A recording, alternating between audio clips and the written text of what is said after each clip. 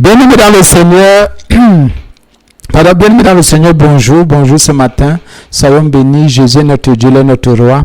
C'est une nouvelle émission de remise en forme. Le Seigneur nous bénit encore, il nous éclaire par sa grâce et pour la gloire de son nom. Il est parfait en nous-mêmes et il est le Dieu qui nous dirige dans tout ce que nous faisons pour la gloire de son nom.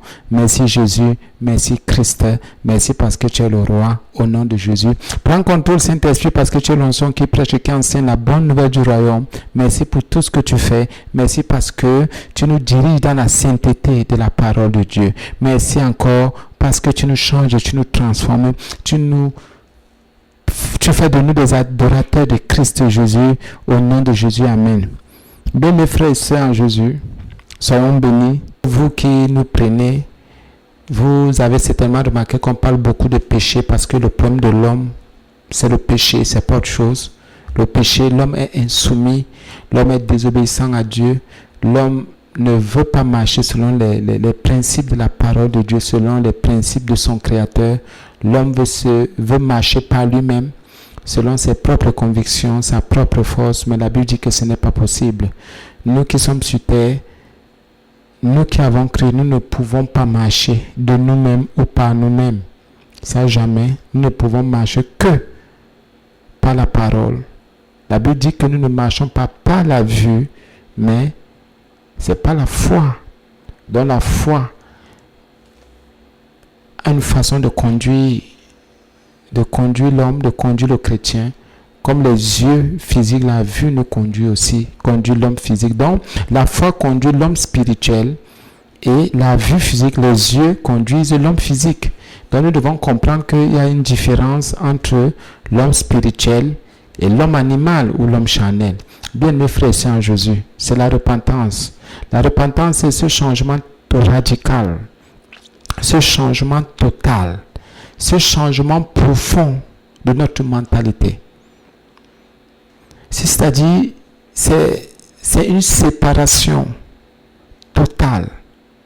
C'est une séparation radicale d'avec le mal, d'avec le péché, d'avec tout ce que Christ et la Bible condamnent. C'est sans négociation. Parce qu'il y a des choses, nous faisons souvent des choses pas dignes, nous ouvrons souvent des portes et nous négocions trop avec le mal, avec le péché. Et ce n'est pas bon. Ce sont des portes ouvertes à Satan.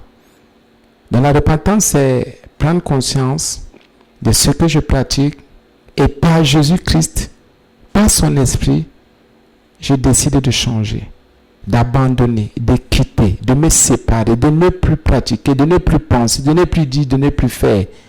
Donc c'est une nouvelle vie que j'adopte, la vie de Dieu. Je voudrais plutôt dire une nouvelle vie qui m'adopte, la vie de Dieu. Parce que la vie de Dieu est éternelle. Moi, ma vie est limitée. C'est à moi de me laisser aller. C'est à moi de m'abandonner entre les mains du Père pour que sa vie éternelle, que sa lumière, que sa parole m'envahissent, m'éclairent pour la gloire de son nom. Oui, frères et sœurs, nous pouvons changer.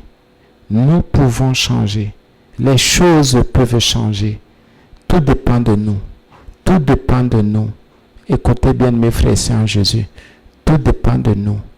Rien ne dépend du Seigneur. Écoutez bien, j'insiste, rien ne dépend du Seigneur parce que le Seigneur a déjà tout fait. Il a déjà tout dit. Il a déjà tout accompli. Et rien ne dépend plus du Seigneur maintenant. Tout dépend de nous. Parce qu'il y en a qui disaient que ça dépend de Dieu. Rien ne dépend de Dieu. Dieu a déjà donné sa parole. Il dit ce qu'il veut, c'est la sanctification. Jésus a dit tout accompli. Jésus a dit que nous avons déjà tout reçu, tout pleinement. Nous avons déjà tout. Maintenant, le Seigneur lui nous observe. Il voit comment nous allons marcher par rapport à la Bible qu'il nous a donnée. Il nous a donné sa parole. Il nous a donné des enseignants. Il nous a donné des pasteurs. Il nous a donné des prophètes, des docteurs, des apôtres, des évangélistes.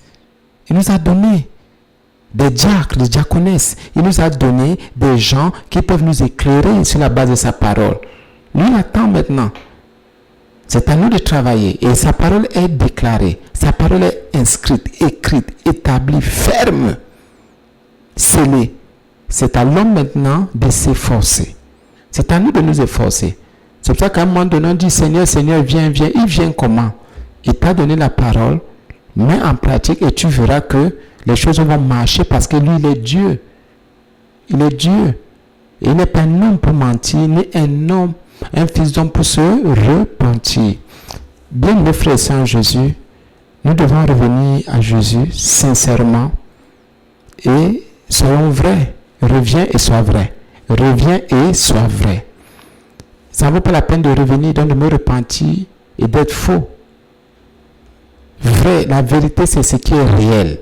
Réel, pas selon le monde, et pas selon ce que moi je veux, ou ce que je voudrais établir, mais réel selon Dieu, selon ce que Dieu a déclaré dans les Saintes Écritures. Donc, dans ma vie, ce sont des déclarations, des saintes déclarations de Jésus-Christ qui comptent. Ce que je déclare, bon, c'est juste que c'est une autorité déléguée. Christ nous a donné des choses. Il nous a donné, il nous a offert, il nous a donné. Il s'est déjà lui-même offert. Mais nous devons prendre ce qui est déjà en nous pour utiliser. Amen. Bien-aimés frères et sœurs en Jésus, la repentance, bien-aimés et frères en Jésus, la repentance, la repentance, la repentance. La repentance est importante parce que sans repentance, on ne peut pas dire qu'on appartient à Jésus. Sans changement radical de mentalité, sans changement profond de son être, de son cœur, de son habitude, de son attitude, de sa conduite, de sa façon, de sa manière de vivre, on ne peut pas dire qu'on appartient à Jésus. C'est une vie, la vie de Dieu. Donc quand quelqu'un se convertit, bien mes frères et sœurs en Jésus, quand quelqu'un se convertit, c'est qu'il se détourne du mal pour se tourner vers le bien qui est de Jésus. Et alors il est obligé de se soumettre à ce bien. Je ne peux pas dire que je me détourne. Donc j'abandonne, je quitte, je laisse.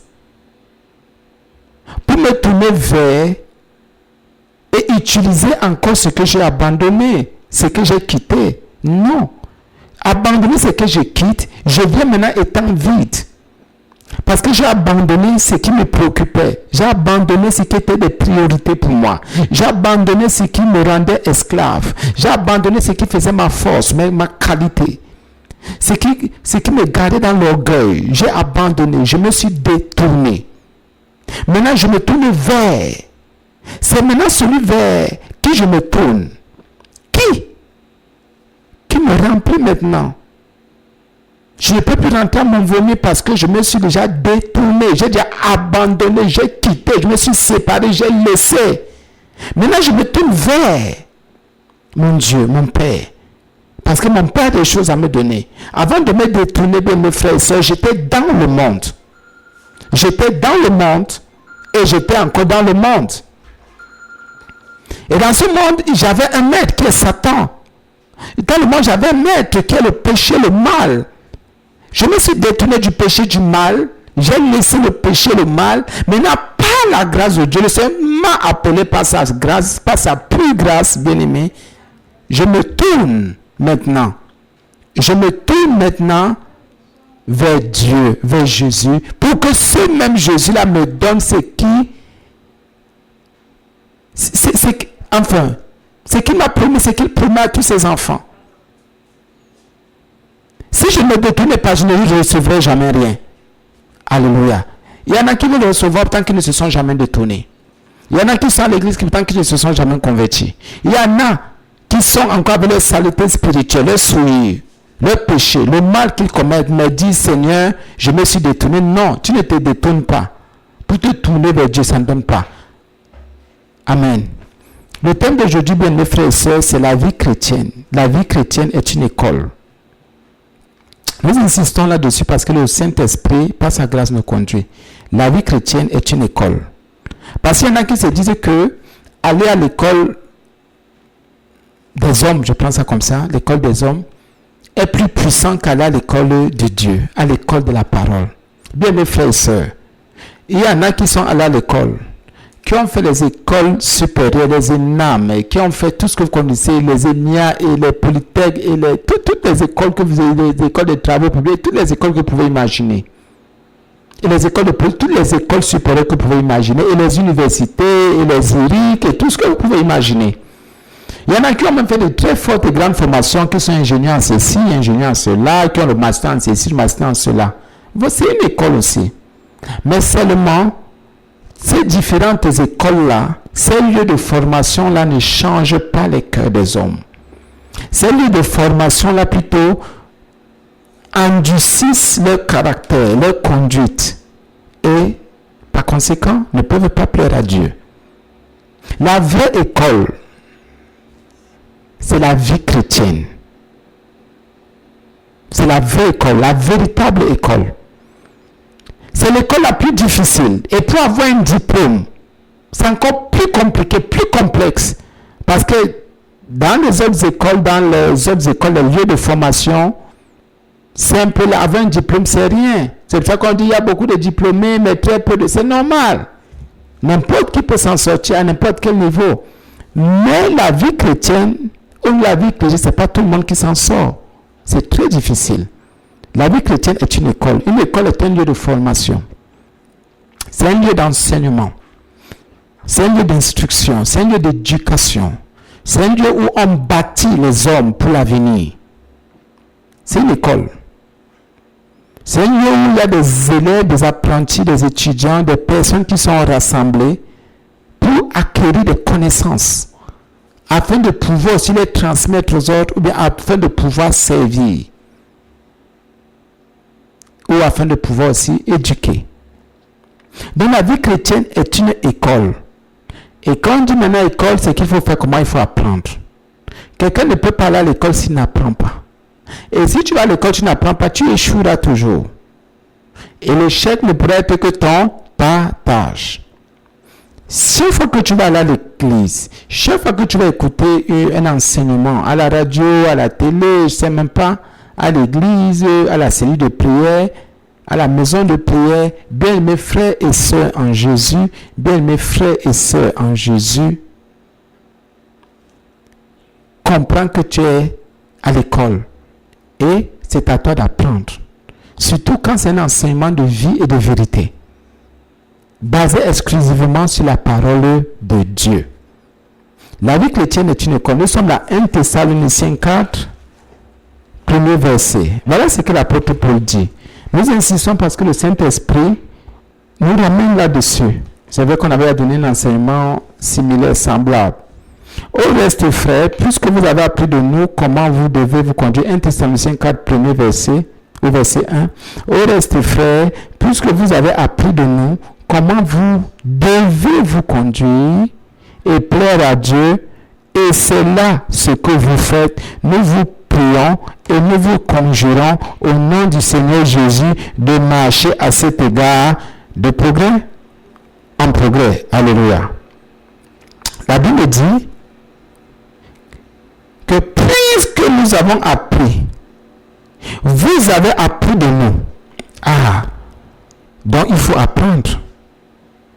Apprendre, c'est acquérir des connaissances.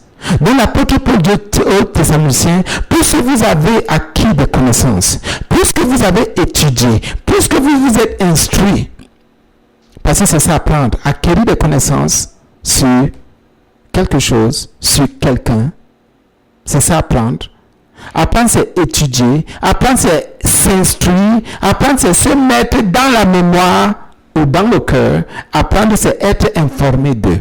L'apôtre Paul dit ici aux Thessaloniciens, puisque vous avez appris, donc puisque vous avez étudié, il y en a qui ne veulent pas étudier, qui se disent que la vie chrétienne n'est pas une école.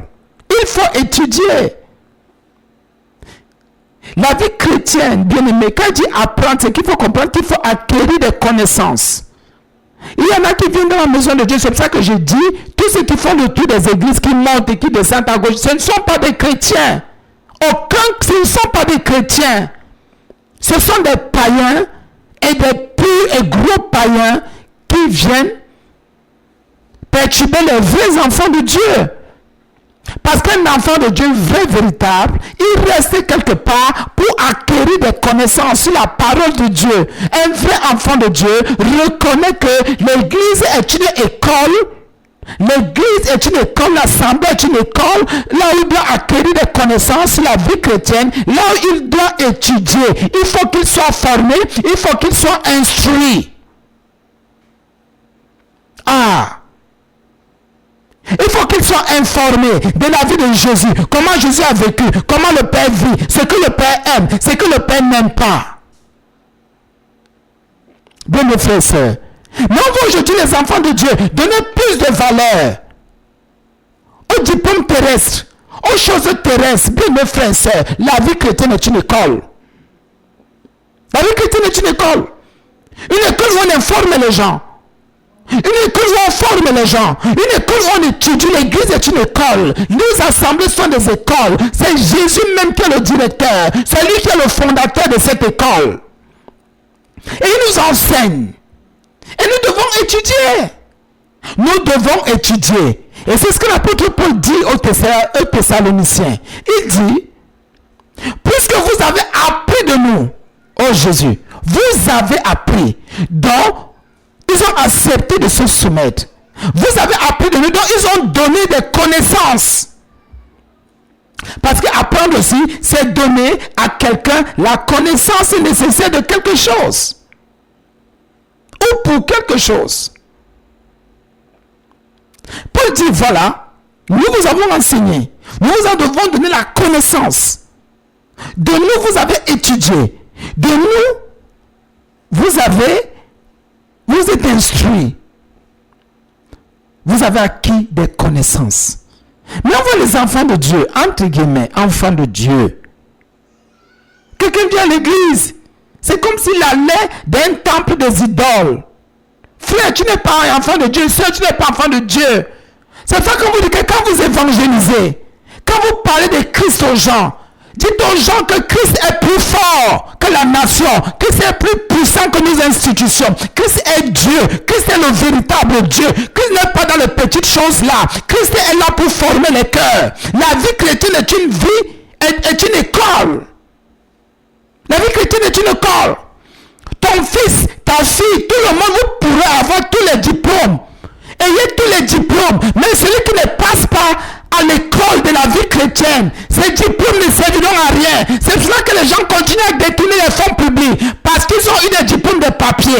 Ils ont rempli leur mémoire, leur cerveau, mais leurs cœurs sont restés vides. Vidés de la connaissance. Il n'y a pas de connaissance de Dieu. C'est pour ça qu'ils sont restés dans la corruption, dans la pourriture spirituelle. Ils sont restés dans le péché. Quelqu'un vous aligne des tas de dossiers, des tas de diplômes, mais le cœur est dans les rancunes, le cœur est méchant, le cœur est endurci envers Dieu, envers son frère. Il n'y a que cupidité. Envers son frère, il n'a que des pensées de malheur. La vie chrétienne est une école. La vie chrétienne est une école. La vie chrétienne est l'une des institutions les plus élevées que l'Éternel a établies pour la formation de ceux qui lui appartiennent. Quand je vois quelqu'un, je vais dans telle église, je vais là-bas, ce ne sont pas les mêmes écoles frères et sœurs. C'est pas la même chose. C'est pas la même chose. À l'école des hommes, tu vas te former. On te forme à l'école pour avoir le diplôme pour l'argent.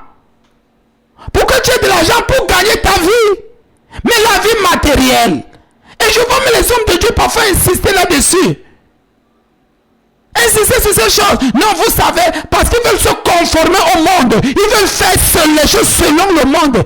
Si Dieu t'a fait grâce, tu as eu un travail, gloire à Jésus. Tu as une formation physique, matérielle, gloire à son nom. Si tu as permis d'avoir des choses matérielles, physiques, pourquoi pas? C'est bon, c'est pas mauvais. Il ne te jugera pas pour cela. Il a dit, viens à moi, tel que tu es, comme je t'ai appelé. Mais bien aimé, aujourd'hui, les gens veulent mépriser, les gens veulent négliger, les gens veulent dire que c'est la moindre chose ou la moindre des choses. Les gens veulent dire que ça n'a pas de valeur, que la vie chrétienne n'est pas une école. Moi, je te dis ce matin, au nom de Jésus, que la vie chrétienne est une école. On apprend tous les jours. La vie chrétienne est une école. On étudie, on s'instruit, on se met dans la mémoire, dans le cœur, la parole de Dieu, la pensée de Dieu, la vie de Dieu. La vie chrétienne est une école. C'est pour ça qu'il y en a qui échouent à cette école. Quand vous entendez que quelqu'un est rétrogradé, c'est qu'il a échoué. Quand vous voyez que quelqu'un vient à l'église, il est toujours dans le péché c'est il redouble la même classe. Il est au même niveau, il n'évolue en rien. Aucune vie de sanctification, aucune vie de sainteté. Toujours le péché, toujours le péché, toujours le péché. Toujours les 0 sur 20. 0 sur 20, c'est ça, quand quelqu'un te met dans son péché, c'est qu'il est toujours à 0 sur 20, 1 sur 20. Il n'atteint jamais 3 sur 20. C'est le péché. C'est le mal qu'il continue à commettre dans son esprit. Et les péchés dans l'esprit, nous le savons tous, sont plus forts encore. Sont terribles. Les péchés que nous avons dans notre pensée sont graves. Bien mes frères et sœurs, c'est le thème d'aujourd'hui. La vie chrétienne est une école.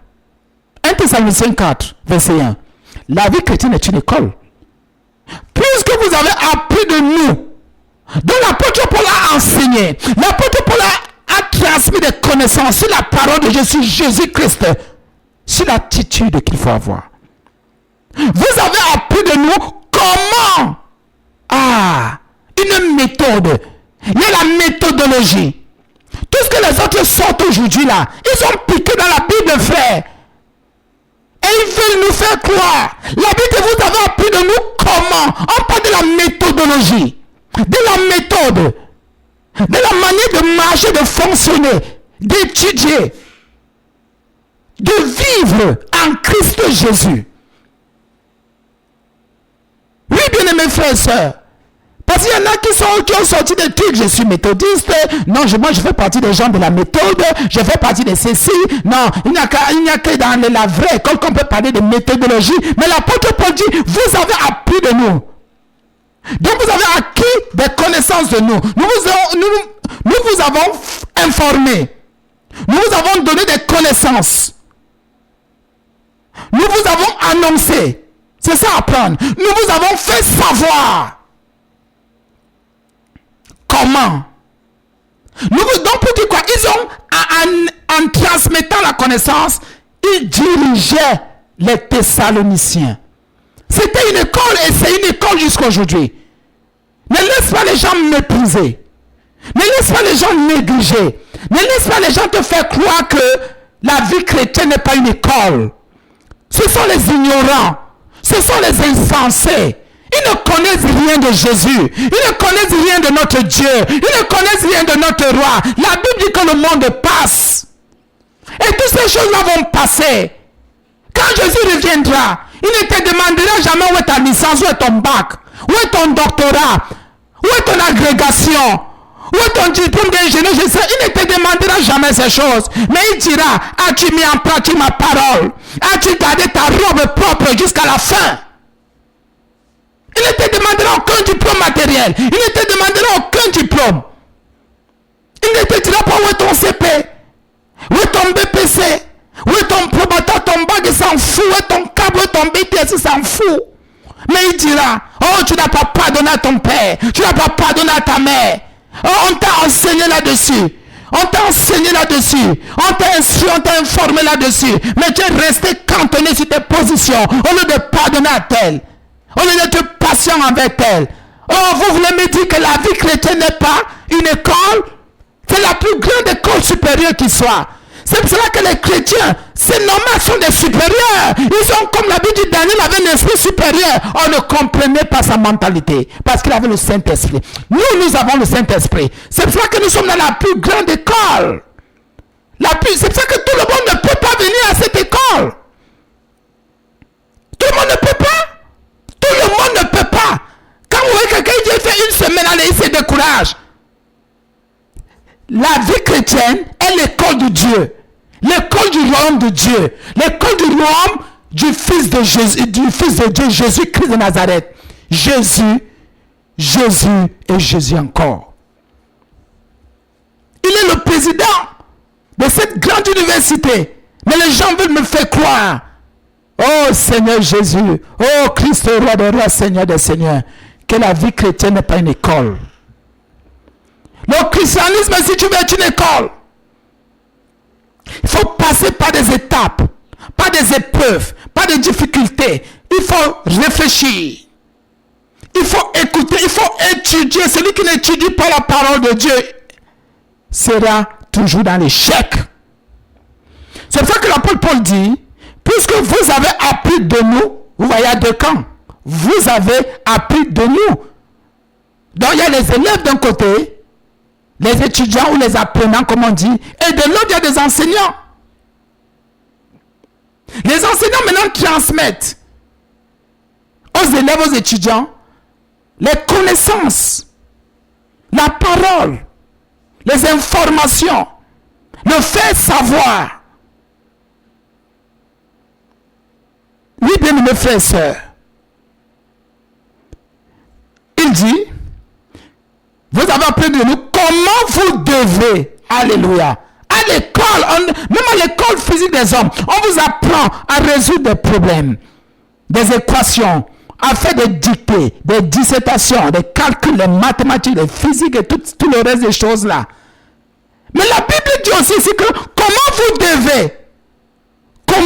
vous devez, il y a quelque chose à faire. Il y a quelque chose à faire. Quand on va à l'école, c'est parce qu'on sait qu'il y a quelque chose à faire. C'est pas pour rien. On n'étudie pas pour rien. On n'enseigne pas pour rien. Si on enseigne, c'est parce qu'on sait qu'il y a quelque chose à faire. Si on explique la parole de Dieu, c'est parce qu'on sait qu'il y a quelque chose à faire. Celui qui écoute, c'est pour qu'il prenne, pour qu'il fasse ce qu'il y a à faire. C'est pour qu'il ait l'attitude qu'il faut. Celui qui est enseigné, celui qui reçoit l'information, celui qui reçoit la connaissance, mais ce n'est pas pour rien. L'apôtre Paul continue en disant, comment vous devez vous conduire, alléluia. Vous avez appris de nous comment vous devez vous conduire, alléluia. Voilà l'école alors de la vie chrétienne. On m'apprend, on m'enseigne, on m'explique. On me donne des connaissances pour que je puisse bien me conduire.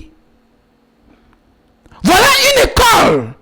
Même s'il y a les écoles de conduite d'automobile, les écoles de conduite de manière, de tout ça sont des bêtises. Ça ne change pas le cœur d'un homme. La conduite ici est morale. Elle est spirituelle. Elle est fondée uniquement sur la parole de Dieu, de Christ Jésus. Cette conduite attaque mon cœur directement. Pour que ma mentalité humaine, diabolique, meure et que la parole de Christ demeure. À l'école de la vie chrétienne, la Bible m'enseigne comment me conduire. Comment vous devez vous conduire. Donc la conduite est enseignée. Qu'est-ce qu'on t'a enseigné à l'école? Seulement comment tu devais escroquer, comment tu devais voler, comment tu vas calculer, à un moment donné, tu te rends compte que ça ne te sert à rien. Mais comment te conduire? La conduite, c'est l'attitude. La conduite, c'est le comportement. Ce n'est qu'à l'église. Ce n'est que quand quelqu'un est déjà dans la vie chrétienne qui reçoit ses connaissances. Comment vous devez vous conduire? Comment tu dois te conduire face aux aînés, face au péché, face à la tentation, face à Satan. Mais celui qui n'est pas inscrit dans une école de la vie chrétienne, dans une assemblée, dans une église de vie de vérité, comment changera-t-il son comportement? Comment va-t-il étudier? Comment? C'est pour ça que quelque part la Bible dit qu'il y en a qui préfèrent se donner des fous de docteur. Quand on dit miracle, ils préfèrent le miracle ne peut pas changer ta mentalité, frère. La Bible dit qu'il faut aller à l'école. Vous avez appris de nous comment vous devez vous conduire. On apprend à se conduire. On apprend à avoir un comportement. On va à une école. On nous enseigne comment nous conduire. On ne ment pas. On ne vole pas. On ne fait pas ceci. On ne fait pas cela. Il faut apprendre. Ces choses-là s'apprennent. À la maison, les parents ont dit, eux-mêmes ils ont fait. Le parent dit ne ment pas, mais c'est lui qui te dit d'aller mentir. Il a déjà annulé ce qu'il a fait. Jésus ne mentira jamais. Après, vous devez vous conduire. C'est un enseignement. On t'enseigne comment tu dois te conduire. Comment tu dois te comporter. L'attitude qu'il faut avoir face à l'adversité, face aux persécutions, face à la maladie, face à la détresse. Oh Jésus, Mais il y en a qui disent non, comment on peut m'enseigner des choses comme ça? La vraie école, c'est l'école des hommes. Pardon? La vraie école est l'école de Jésus. Celui qui n'est pas inscrit à l'université de Jésus est perdu, il est perdant. Il est déjà en enfer. Oh Jésus, oh Jésus, Jésus, Jésus, l'école. L'école de la vie chrétienne. L'école de la vie chrétienne. La vie qu'il faut apprendre. Donc il faut étudier.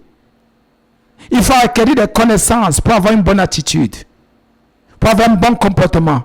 Et ce n'est qu'à l'église. Et il n'y a que des enseignants ou un que Dieu va utiliser pour que j'ai la bonne attitude.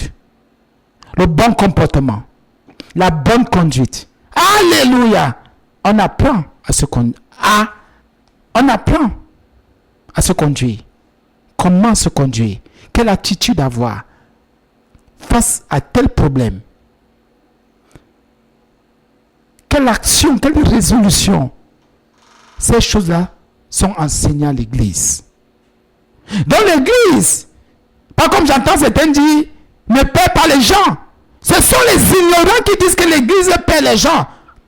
Peut-être les assemblées où il y a les faux docteurs, les faux prophètes, les faux apôtres, les séducteurs, les satanistes, les sataniques, les diaboliques. Ceux qui sont là pour susciter, pour réveiller la chair. Ceux qui sont là pour réveiller les démons. Là, qu'ils disent que ça, ce ne sont pas... Là, c'est autre chose.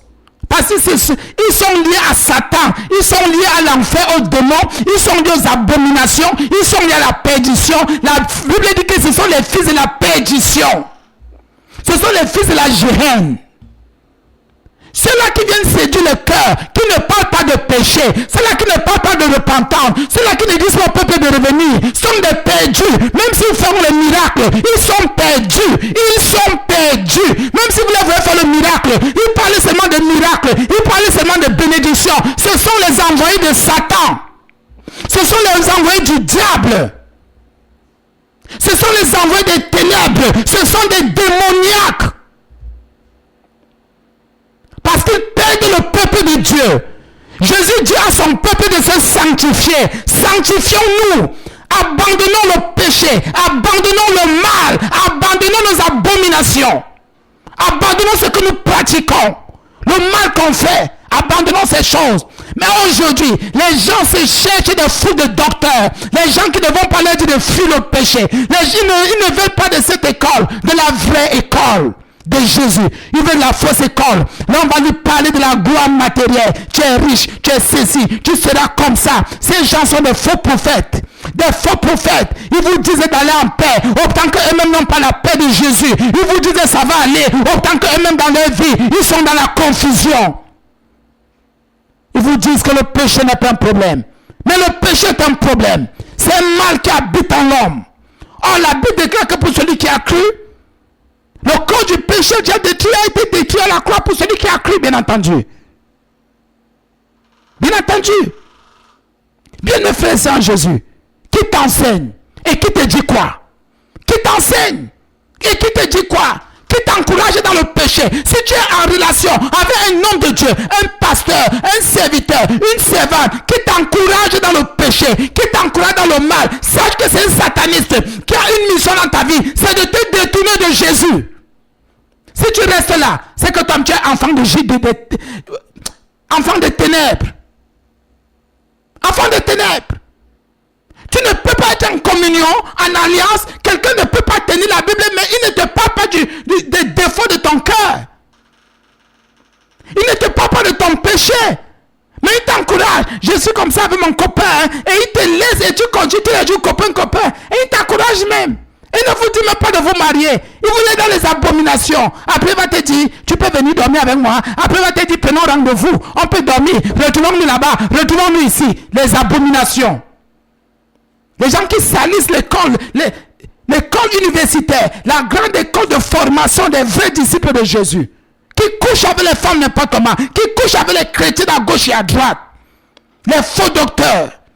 La Bible me dit qu'il faut enseigner aux gens comment se conduire. Et c'est ce que Paul a fait à Thessalonique. Il a enseigné aux Thessaloniciens comment ils devaient se conduire, comment ils devaient se comporter. Parce que la vie chrétienne, c'est une nouvelle vie qui m'a accepté, que Christ m'a donné gratuitement, par pure grâce. Oh, c'est une nouvelle vie à ses principes. Il y a une conduite qui est différente de la conduite que j'avais, avec la conduite des bars, du quartier, des intrigues, du commérage, du congossa, des malversations financières. C'est une vie différente. Mais la Bible me dit, il faut apprendre, il faut étudier. Il faut étudier. Pour les païens, priez pour eux. Le païen ne peut pas comprendre ce qu'on dit. C'est un langage. L'apôtre Pierre dit quelque part qu'attention, si quelqu'un ne nous écoute pas, c'est qu'il ne connaît pas Jésus. Mais celui qui nous écoute connaît Jésus. Donc le païen qui n'écoute pas, lui, il est perdu. Laisse le païen précisément pour lui, pour qu'il se repente. Parce qu'en fait, même sans repentir, on ne peut pas comprendre le message qui est transmis, qui est communiqué. C'est pour ça que Paul a dit que si l'évangile n'a pas touché quelqu'un, c'est que lui, il est exclu. C'est qu'il est exclu. Bien, mes frères et sœurs, nous devons étudier. L'apôtre Paul a dit là, 1 Thessaloniciens 4, 1er verset, oh bien ses frères, puisque vous avez appris de nous, donc puisque vous êtes venus à notre école, à l'école de la sainteté, à l'école de l'obéissance à Dieu, à l'école de la soumission, à l'école de la pureté, à l'école où on chasse des soumis, où on se détache de l'idolâtrie, des divisions, des cultes magiques, de la rose-croix, de la franc-maçonnerie. Dans cette école, on dit aux gens de ne pas s'attacher à la chair, ni aux choses de la terre. Il ne faut pas avoir de l'amour pour les choses de la terre. Puisque, oh Jésus, vous avez appris de nous, nous vous avons enseigné, nous vous avons transmis des connaissances. Nous vous avons donné la connaissance nécessaire à ce qui concerne votre vie chrétienne. Comment vous devez vous conduire? Oh, la conduite. Qui t'a enseigné la conduite que tu as là aujourd'hui? La conduite que tu as là, qui t'a enseigné cette conduite? Est-ce le nom de Dieu? Est-ce ton papa, ta maman? Est-ce la nation? Est-ce les diplômes que tu prétends avoir? Est-ce la société? Est-ce ton quartier? Est-ce tes amis? Est-ce tes relations? Qui alors? Qui t'a? Parce que la conduite s'enseigne. On enseigne à quelqu'un comment se conduire. On lui explique. On lui transmet des connaissances. Et lui aussi, il prend, il étudie. Il dit oui, je suis d'accord. Il faut que je garde cet enseignement dans mon cœur. À partir d'aujourd'hui, voilà comment je vais commencer à me conduire, à me comporter. Allez, voilà la vie chrétienne. Voilà la vie chrétienne. Amen. On garde dans notre cœur, on garde dans notre esprit cette réalité éternelle, cette vérité biblique. Alléluia, qui est chrétienne, qui est pure. Bien-aimés frères et sœurs en Jésus, bien-aimés frères et sœurs en Jésus, réveillons-nous. Satan vient avec sa ruse, réveillons-nous. Satan vient avec sa ruse. Le monde est perdu.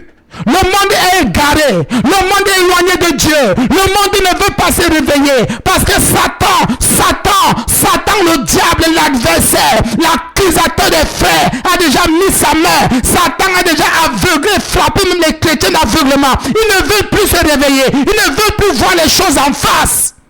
Ils ne veulent plus. Ils ne veulent plus voir les choses en face. Ils sont déjà aussi dans la séduction des ténèbres. Ils sont dans la séduction des choses du monde. Ce n'est pas bon, frère. Reviens à Jésus. Frère, repens-toi. Frère, repens-toi du mal que tu pratiques. Frère, repens-toi. Ma soeur, toi qui m'écoutes aujourd'hui, reviens à Jésus. Il est le Seigneur, le Sauveur de l'humanité. C'est lui qui nous a sauvés. C'est lui qui est mort à la croix pour nous. Je confesse qu'il est le Dieu de ma vie. Je confesse qu'il est aussi le Dieu de ta vie. Frère, reçois Jésus aujourd'hui. Sœur, reçois Jésus-Christ, le roi des rois, le Seigneur des seigneurs, le lion de la tribu de Juda et la rose de Saron. Il est le lit des vallées. Il est le seul, l'unique, le véritable. Dieu me reçoit aujourd'hui. Reçois cet enseignement. Reçois ces connaissances et change ta conduite. La Bible dit en deuxième partie, et plaît à qui? À Dieu. Ma conduite, je me conduis. Et je plais à Dieu. Il y a le mot et. C'est deux choses différentes. Il y en a qui disaient je plais à Dieu. Jamais. Tu ne peux pas plaire à Dieu si ta conduite n'est pas bonne. Tout le monde dit je suis enfant de Dieu. Non. C'est à partir de la conduite qu'on sait qu'on est devenu enfant de Dieu. on devient enfant de Dieu, c'est-à-dire on a une conduite plus vraie selon Dieu. Maintenant, qu'est-ce qu'on fait? On cherche, on va lui plaire. Et pour plaire à Dieu, il me faut aussi des connaissances. Il faut qu'on me transmette des connaissances par le Saint-Esprit. Ce n'est pas une œuvre humaine. Il n'y a que l'Esprit de Dieu qui sait comment faire pour plaire à Dieu. Et pour cela, il faut venir à l'école de la vie chrétienne. Il faut venir dans une assemblée de vie et de vérité. Là, on va t'enseigner comment tu dois faire pour plaire à Dieu. Ce qu'il faut faire, ce qu'il faut abandonner et comment il faut voir les choses. Parce que la Bible dit qu'il n'y a que l'Esprit de Dieu pour sonder les profondeurs de Dieu. Donc pour plaire à Dieu, il n'y a que l'Esprit de Dieu pour nous conduire. Donc pour être agréable à Dieu, il n'y a que son esprit. C'est tout. C'est tout. La Bible dit donc, en dehors de la conduite, il y a aussi le plaisir de Dieu d'en plaire à Dieu. Parce que la Bible dit dans 1 Thessaloniciens 4, verset 1, et. Donc, la conduite avant et plaire à Dieu après. Tu ne peux pas dire que tu plais à Dieu si ta conduite est humaine. Tu es dans le péché, tu es dans le mal. Je ne sais pas si je plais à Dieu. Attention, arrête de te poser cette question. Je ne sais même pas si je plais à Dieu. Je plais à Dieu, homme de Dieu. Femme de Dieu, je plais à Dieu. Je plais à Dieu, frère. Je plais à Dieu. Regarde d'abord ta conduite. D'abord ta conduite. Ta conduite est déjà une direction. Ta conduite est déjà un indicateur qui va te montrer si tu peux prétendre plaire à Dieu. Si ta conduite n'est pas propre plus, arrête de te poser la question de chercher à savoir si tu plais à Dieu ou pas. Ta conduite d'abord. Parce qu'il y a le mot conduit et pour cela, on va t'enseigner. C'est une école. Mais les gens ne veulent pas venir à l'école. Si on dit un jour, comment plaire à Dieu? Voilà le thème que le Seigneur inspire à ses serviteurs. Comment plaire à Dieu? Comment marcher avec Dieu? Comment faire pour toucher le cœur de Dieu? Comment faire pour avoir le cœur de Dieu? Comment faire pour connaître la pensée, le cœur de Dieu? La parole de Dieu? Comment faire pour plaire à Dieu? Comment faire pour obéir à Dieu? Voilà autant de chapitres, autant de sous-chapitres, autant de thèmes, autant de titres de sous-titres qu'on peut développer, qu'on développe dans les assemblées de vie de vérité. Donc comment plaire à Dieu? Et la Bible va plus loin et dit, et c'est là ce que vous faites. Donc les Thessaloniciens avaient étudié. Ils avaient reçu des connaissances, comment se conduire et plaire à Dieu. Donc les deux, c'était déjà bon pour eux. Ils avaient eu ces connaissances. Ils avaient étudié, ils avaient gardé.